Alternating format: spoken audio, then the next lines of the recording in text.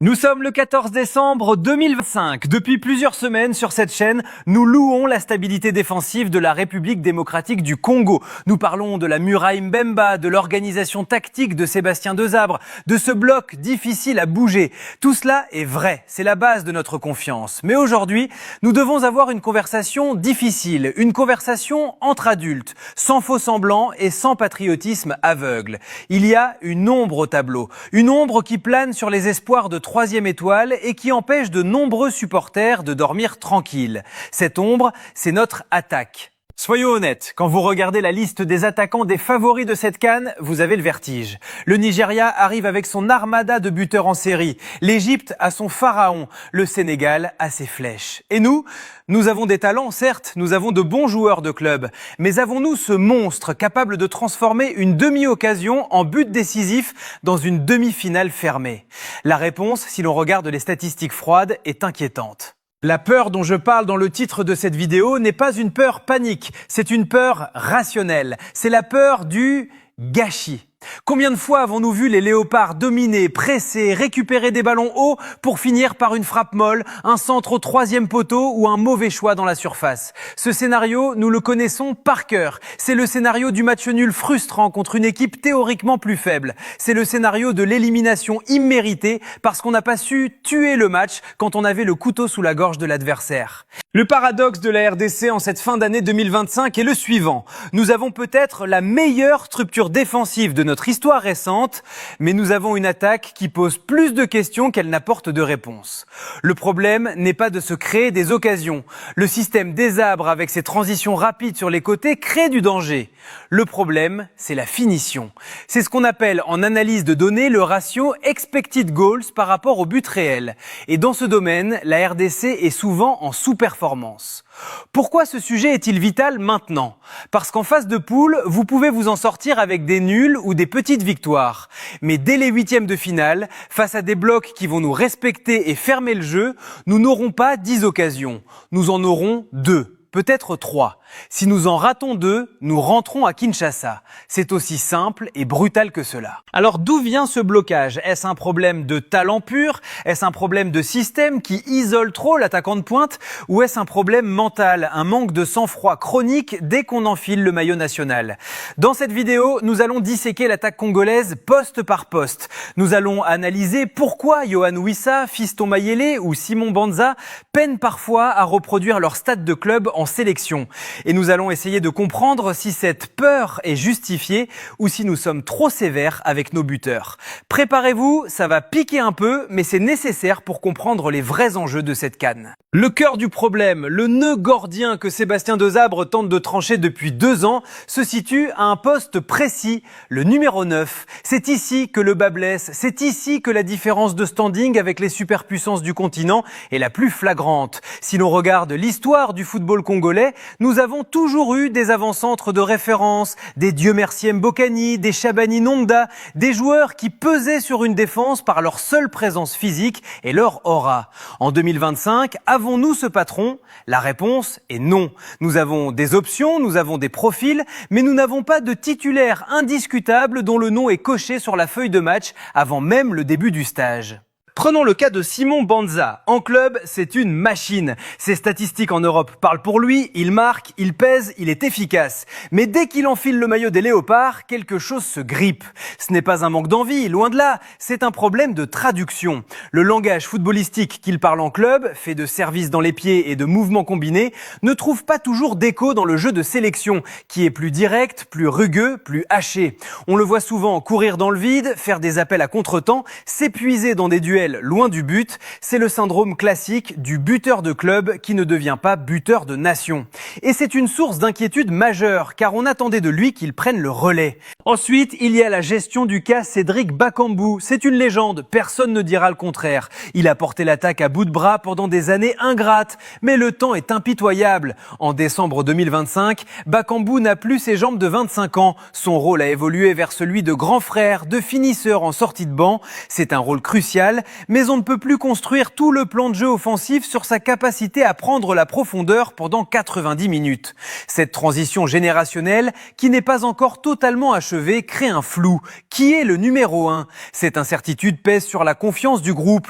Quand les milieux de terrain ne savent pas exactement comment leur attaquant va se déplacer, parce que l'attaquant change à chaque match, les automatismes ne se créent pas. Et que dire de Yohan Wissa ? C'est sans doute notre joueur offensif le plus talentueux, le plus régulier au très haut niveau en Première Ligue. Mais est-ce un vrai neuf ? Dans le système de Dessabre, il est souvent utilisé pour sa mobilité, pour tourner autour d'un point de fixation ou pour partir du côté. Quand il se retrouve seul en pointe, face à deux défenseurs centraux camerounais ou sénégalais d'1,90 m, il souffre. Ce n'est pas son jeu de jouer les déménageurs. Lui, il a besoin d'espace, de combinaison. Le forcer à jouer un rôle de pivot, c'est le brider, c'est se priver de sa folie. Il y a aussi une vérité tactique qui explique cette pénurie de buts axiaux. Le système en 4-2-3-1 ou 4-3-3 de la RDC demande une débauche d'énergie colossale à l'attaquant de pointe. Il est le premier défenseur. Il doit cadrer le milieu défensif adverse, couper les lignes de passe, harceler les centraux. C'est ce que Dessabre exige, le travail invisible. Le problème, c'est que quand vous passez 60 minutes à courir après le ballon pour empêcher la relance adverse, vous manquez de lucidité quand l'occasion se présente enfin à la 70e. On demande à nos attaquants d'être des marathoniens avant d'être des buteurs. C'est un choix tactique qui privilégie la solidité du bloc, mais qui sacrifie statistiquement l'efficacité du neuf. C'est là que la comparaison avec le Nigeria fait mal. Victor Osimhen court aussi, mais il a cette puissance physique naturelle qui lui permet de rester frais. Nos attaquants actuels, Fiston Mayele inclus, sont des joueurs généreux, des battants, mais ils s'usent. Mayele a ce flair, cette capacité à surgir de nulle part, c'est le renard par excellence. Mais dans un match cadenassé tactiquement, où il touche très peu de ballons, a-t-il la panoplie complète pour décrocher, organiser et peser sur le jeu ? C'est une vraie question. Nous nous retrouvons donc avec une collection de bons attaquants, des joueurs honnêtes, travailleurs, capables de coups d'éclat. Mais nous n'avons pas l'arme nucléaire. Nous n'avons pas ce joueur qui fait dire à l'entraîneur adverse « mettez 3 gars sur lui ». Et quand l'adversaire n'a pas peur de votre numéro 9, il joue plus haut, il prend plus de risques, il vous met plus de pression. C'est l'effet domino. La peur qu'inspire une attaque soulage sa propre défense. Aujourd'hui, les défenses adverses respectent l'organisation de la RDC, mais elles ne tremblent pas devant ses buteurs. Et c'est ce déficit de terreur qui pourrait nous coûter cher dans les matchs au coup près. Mais il serait malhonnête et intellectuellement paresseux de faire porter l'intégralité du chapeau à nos seuls avant-centres. Un numéro 9, aussi talentueux soit-il, ne peut pas marquer s'il ne reçoit que des parpaings ou s'il doit traverser un champ de mine à chaque prise de balle. Si nos buteurs sont en échec, c'est aussi parce que la chaîne d'approvisionnement connaît des ratés. C'est ce que j'appelle le syndrome de la solitude du buteur congolais. Regardez attentivement les ralentis de nos matchs récents. Combien de fois voyons-nous notre attaquant de pointe isolé au milieu de 3 défenseurs centraux adverses, levant les bras au ciel, désespéré de ne pas voir le ballon arriver ? Trop souvent. La RDC a un problème structurel dans l'occupation de la surface de réparation. C'est bien joli de déborder avec Meshak Elia ou Silas. C'est spectaculaire, ça fait lever les foules. Mais quand l'ailier arrive au poteau de corner et lève la tête, que voit-il ? Il voit un seul maillot bleu noyé dans une marée de défenseurs. Où sont les milieux relayeurs ? Où est le numéro 10 ? Pourquoi n'y a-t-il pas 3 ou 4 joueurs qui plongent dans la surface pour multiplier les solutions ? C'est le défaut majeur de notre animation offensive, la frilosité dans la projection. Par peur de se faire contrer, nos milieux restent souvent en retrait, en couverture. Résultat, l'attaquant est seul. Et mathématiquement, un attaquant seul contre 3 défenseurs de niveau international a moins de 10% de chances de gagner son duel. Il y a aussi une critique à faire sur la nature de nos attaques sur les ailes. Nous avons des ailiers de percussion, des dribbleurs nés. C'est une richesse. Mais cela devient un piège quand le dribble devient une fin en soi. On voit trop souvent des actions où l'ailier élimine 1, 2 joueurs, s'excentre et finit par un centre en bout de course, à l'aveugle. C'est ce que j'appelle centrer pour les statistiques. Un bon centre n'est pas un ballon mis dans la boîte au hasard. Un bon centre est une passe. Et cette connexion, ce timing entre le passeur et le finisseur manque cruellement de précision. Ajoutons à cela la dépendance créative. Pendant longtemps, si Gaël Kakuta n'était pas dans un grand jour, la lumière s'éteignait dans l'axe. En 2025, nous devons avoir dépassé ce stade. Nous ne pouvons pas dépendre de l'inspiration d'un seul homme pour créer des décalages dans l'axe. Si l'adversaire bloque les couloirs et met un chien de garde sur notre meneur de jeu, quel est le plan B ? Souvent, le plan B se résume à des exploits individuels ou à des frappes lointaines, désespérées. C'est trop peu pour une équipe qui prétend au titre. Cette prévisibilité est notre pire ennemi. Les analystes vidéo du Maroc, du Sénégal ou de l'Égypte ne sont pas idiots. Ils savent que 80% des attaques de la RDC passent par les côtés. Ils vont donc blinder les couloirs, doubler les latéraux. Et si nous n'avons pas la capacité de combiner dans l'axe, de jouer en 1-2 dans les petits espaces, nous allons nous empaler sur leur défense comme un taureau sur un mur. C'est là que le bât blesse vraiment. Nous sommes une équipe de transition, redoutable quand il y a de l'espace. Mais quand il faut faire le jeu, quand il faut bouger un bloc bas regroupé devant ses 18 mètres, nous manquons d'idées. Nous manquons de cette passe laser qui casse de lignes. Nous manquons de mouvements sans ballon. C'est statique. Et une attaque statique est une attaque morte. Alors oui, nos attaquants ratent des occasions. Et c'est frustrant. Mais le système ne les aide pas. Il les envoie au charbon sans soutien suffisant. Pour que la peur change de camp, il ne suffit pas de changer de buteur. Il faut changer la manière dont nous l'accompagnons. Il faut accepter de prendre plus de risques au milieu, quitte à s'exposer un peu plus. Car à quoi bon avoir la meilleure défense du tournoi si c'est pour faire 0-0 et perdre au tir au but?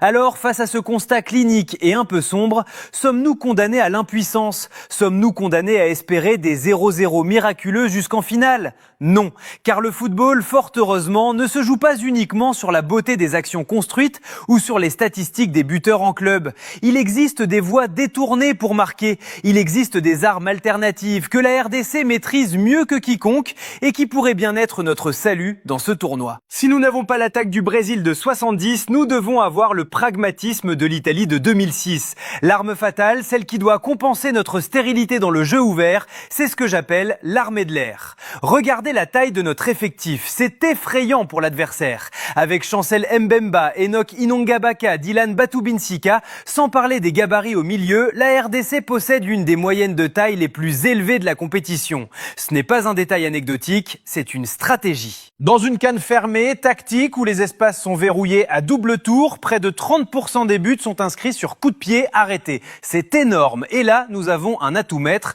le pied gauche d'Arthur Masuaku. Sa capacité à déposer le ballon dans la zone des 6 mètres avec une trajectoire fuyante est une bénédiction. Si nos attaquants ne marquent pas dans le jeu, nos défenseurs doivent le faire sur corner. Ce n'est pas une honte, c'est une force.